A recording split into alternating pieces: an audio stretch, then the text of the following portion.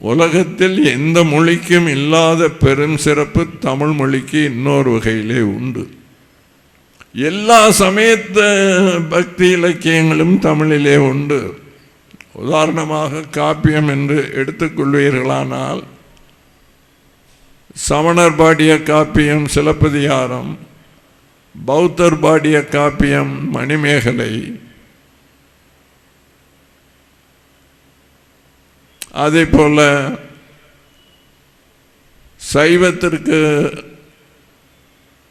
உருவான காப்பியம் பெரிய புராணம், வைணவத்துக்கு உருவான காப்பியம் கம்பனின் ராமாயணம், பிற்காலத்தில் நமது நாட்டில் நுழைந்த கிறிஸ்துவத்துக்கு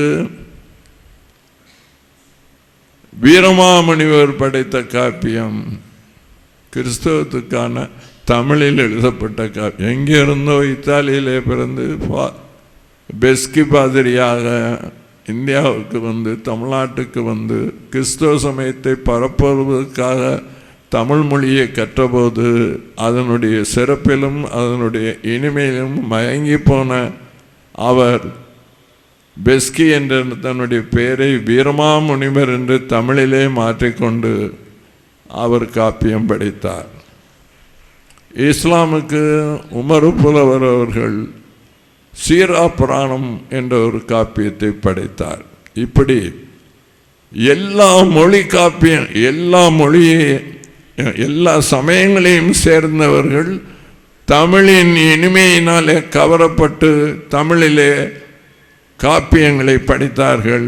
உலகத்தில் வேறு எந்த மொழிக்கும் இந்த பெருமையோ தகுதியோ கிடையவே கிடையாது. சமஸ்கிருத மொழியை நீங்கள் எடுத்துக்கொள்வீர்களானால் வைதிக மத சார்ந்த இலக்கியங்கள் உண்டே தவிர பிற சமயங்களை சார்ந்த இலக்கியங்கள் அதில் அறவே கிடையாது. அந்த சிறப்பும் நம்முடைய தமிழ் மொழிக்கு உண்டு என்பதை நாம் மறந்துவிடக்கூடாது.